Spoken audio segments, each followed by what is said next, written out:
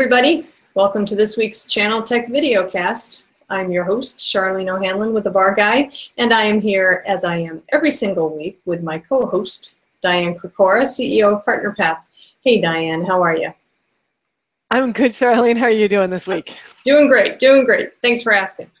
Hey, so we got a Labor Day weekend coming up this week. I'm excited about that. End of summer. I know it's the end of summer, but that also means that the kids go back to school.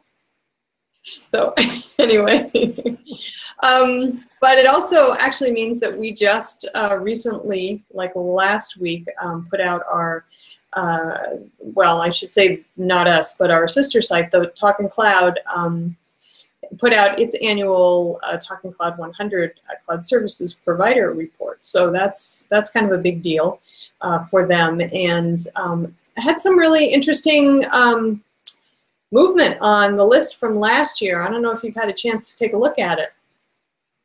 Yeah, I did. I was able to look at not only the list, but just even some of the movement in the category. I thought was some of the data that you guys reported was pretty interesting. One that you had, that it generated like 30 billion in cloud services from those 100.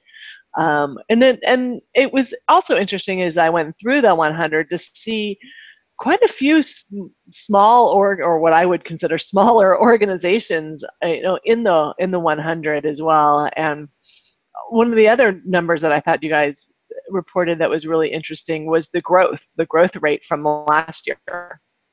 Yeah.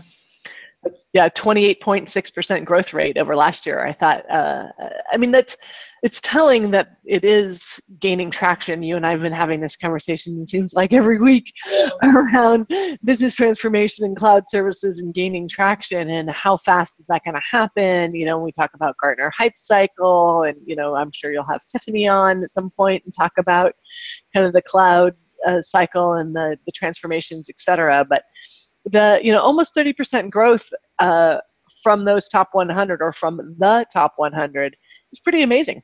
Yeah, it's interesting. And one of the things that I really noticed from this year's list versus last year's list is there are more what I would consider to be more traditional solution providers on this year's list that have added cloud services, and now cloud is a major part of their product portfolio.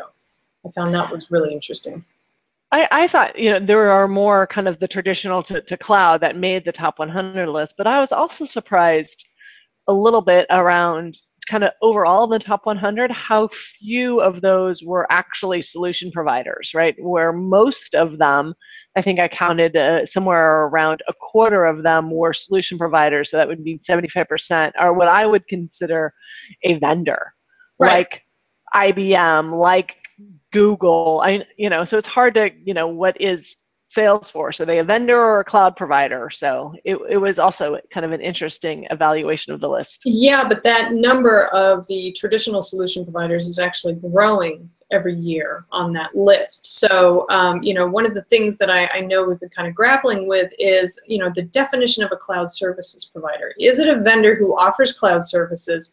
Is it a solution provider who offers cloud services? Is it something kind of in between? And so, really when, at the end of the day, I guess that could be open to interpretation, and everybody's got their own opinion about it. But, we're looking at revenues, and the amount of revenue that cloud services creates for that particular entity, whether it's a solution provider or a vendor. And it's really, really heartening, I think, to see that the number of those solution providers who are deriving a large amount of their revenue from cloud services, that number is growing from year to year. Yeah, and I think it's all good. All goodness, right? All good news for cloud, for this, whole concept that, cloud isn't necessarily going to put the solution providers out of business, but there is a transition. It didn't grow 50%, it didn't grow 100%, right? The cloud services, the revenue from the cloud service, from that top 100 grew 30%. right? It's healthy. It means that there's a market and we have to be on the train. It does not mean that the sky is falling and, you know, all hope is lost if you haven't already, as a solution provider, kind of stepped into this world of cloud. So what did you think of the kind of the top 5 for this year versus last year? It was kind of interesting, the movement, huh? Yeah, I think there's going to be some somewhat offended or upset organizations like IBM falling to 4th. I think they're not going to be too excited about that, considering I go to their partner conferences, et cetera, and what they're really talking about cloud and what they're saying, even though in the last IBM conference it was a bit rudimentary. Hey, I think you're sitting next to me at that. I think yes. I think I even wrote a blog post about that. My bad. My bad. But what do you think about the new guy on top? Well, you know, Salesforce, you know, they were number 2 last year. They're all about the cloud. They've always been about the cloud. It's okay with me, but you know what I find very interesting is the movement that Microsoft has made over the last year, going from number 4 to number 2, and I still think there's you know, there's coal in that engine. I think that we're going to see Microsoft even perhaps capture the number 1 spot next year, given the momentum they've had so far. Well, and I think that in one hand, they'll be excited that they jumped over Amazon Web Services as number 3 on the list, but knowing Microsoft, I don't think that they're going to be really excited to sit in the number 2 spot, that they probably were thinking that they were going to make it to number 1 spot, considering kind of their overall volume of a company. I know you guys really specifically looked at cloud services, but I think, you know, I'm sure they don't like their kind of arch nemesis sitting at 0.1 for them. Their arch nemesis. I just, all of a sudden I flashed on Batman. So. Yeah, exactly. Me too. Or Flash Gordon, or, you know. But it's interesting that Amazon Web Services didn't move an inch, right? They're still at 3. So I guess they're happy being there, or I don't know. Yeah, that I can't imagine that they were happy to have Microsoft make that jump to 2nd, that they didn't, you know, grow. Everybody seemed to move in the top kind of 4 or 5, except for Amazon Web Services. And, you know, I'd have to say in my own 2 cents, that's got to do with the channel, quite frankly, and that the other organizations there really do engage, and at least attempt to engage effectively a channel. I think, you know, Amazon hasn't been as successful in creating a channel. They have to do it from scratch, where the other guys have had much longer history. IBM, Microsoft, even sales, working with partners, be they born in the cloud partners or traditional guys. So Oracle is number, what did I see? 5. 5, yeah. So I find that kind of interesting, considering how late they were to the cloud game to begin with. You know? Yeah, I found that kind of interesting, and I don't know if that's self-reported numbers. I think they're late to the cloud game. I don't know if they took all of, you know, what they considered, if it's a subscription model that they took that into cloud. I don't know really kind of how that definition was for Oracle, and I'm sure that the Microsoft, Oracle, IBM kind of contention in that top 5 will be heating up with this list. Another interesting thing to me, that Workday made the top 10. What up with that? No, they weren't. They were in last year too. They were in the top 10 last year too. They were number 9. Yeah, I was, you know, I'm like, wow, go Workday. You know, that's pretty cool. And then, you know, I thought the usual suspects were in the kind of the rest of the top 10, even though we saw some movement on the top 5. But then I was really surprised to see some of the broader top 20, even, like with some I think are fairly small organizations all in, let alone that their cloud aspects would give them in the top 100, like Carbonite, like Proofpoint, and even LogMeIn, right? 3 organizations that aren't anywhere near kind of the size of a Citrix or a Workday, and those guys that kind of made the top 10.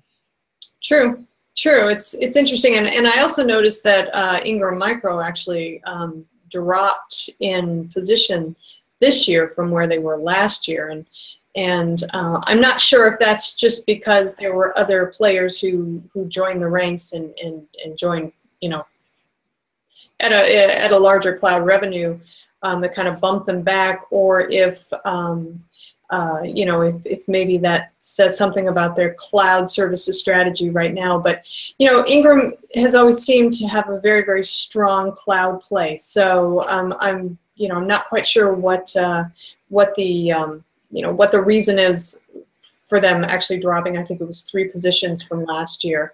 Yeah, Tech is pretty much in the same place.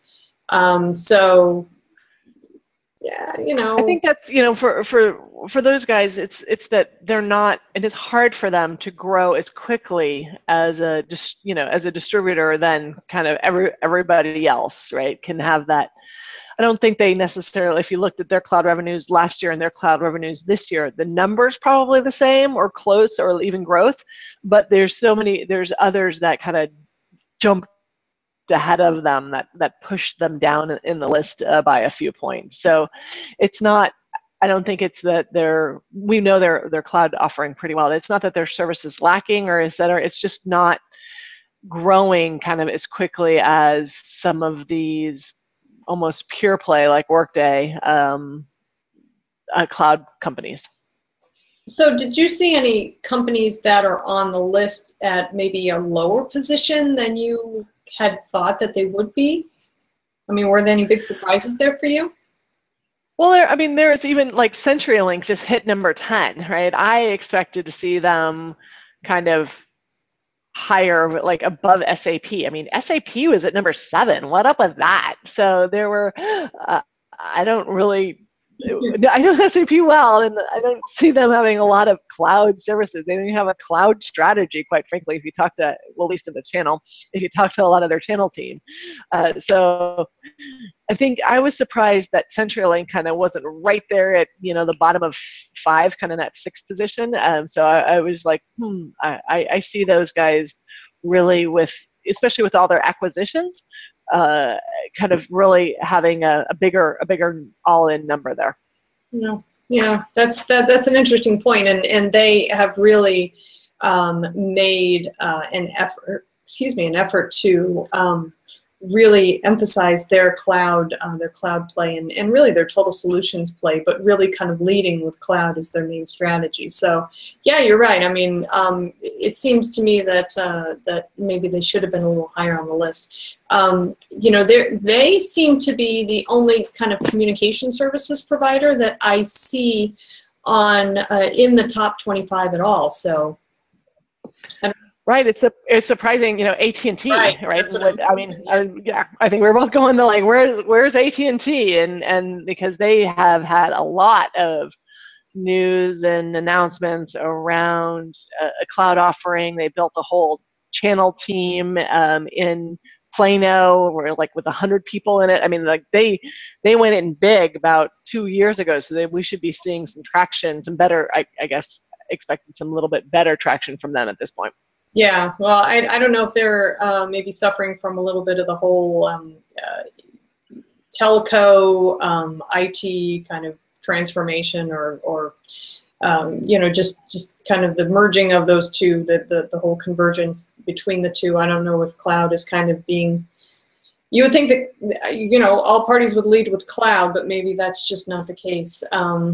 At least with AT&T, I'm not quite sure. I went to their partner conference last year, and they were certainly leading with cloud on all of their conversations, and they were, you know, they were banging the drum hard about, you know, convergence is here, and you're no longer either voice or data, you are both, and the cloud is going to help you get to, you know, from point A to point B much more easily and seamlessly than you would have been able to in the past. So yeah, it seems a little strange that AT&T didn't make the top 25, but you know, who knows?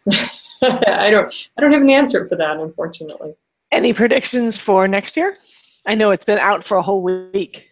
Yes, I think Microsoft will not sit back and stay at number 2. I think next year they may take that top slot. And I think next year we will see more solution providers make the list, especially as it becomes even easier for them to add cloud services to their portfolio. Now, granted, we're not going to see, you know, the small regional guys hit the top 100, but we're going to see more of the, you know, kind of the one next of the world, or, you know, CSIs, is it CSI, Computer Services Inc.? Yeah, CSI, those guys. You know, a lot of the larger national ones are going to be hitting the top 100 at some point, or some position on the top 100. Those are my predictions. CSI just kind of barely snuck in right into the top 20. I think they actually were 20 or 21. 20, yeah. Yeah. So, what about you? What are your big predictions? I think next year, I think we'll see a lot more of what we would consider solution providers next year. Okay. Kind of making it, I agree, more of the traditional, even the traditional solution providers, or some of the kind of even born on the cloud guys. We didn't see a Perio in here. We didn't see Blue Wolf, right? I mean, you know, some of those kind of either hitting the radar screen or being part of the assessments, etc. Great. Great. Well, I guess we'll have this conversation again next year, same time, and see if we were right or not. Well, let's not record that. All right, all right. Well, we'd like to hear what you have to say about the Talkin Cloud 100 list. If you haven't had a chance to check it out yet, it is on the Bar Guys sister site, www.talkincloud. That's Talkin without a G, cloud, one word, .com. And it's right there on the homepage. You can click on it and you can get the entire listing from 100 all the way down to 1. And let us know what you think about the list, about who made it, who didn't. We'd also like to hear what you guys are thinking about these ChannelTech webcasts and ideas for future topics. So please feel free to use the comment box below and let us know what you think. You can also comment over on the PartnerPath website, which is www.partner-path.com. I'm sure Diane would love to hear from you. And we also have the ongoing conversation on the VAR Guy. I've still got that what do you call it? That survey up, that link up. I know. The survey about what should the channel be called, and it's holding steady, but still would love to have more folks take part and let us know what you think. So should you be called solution providers, channel partners, services providers, VARs? Let us know.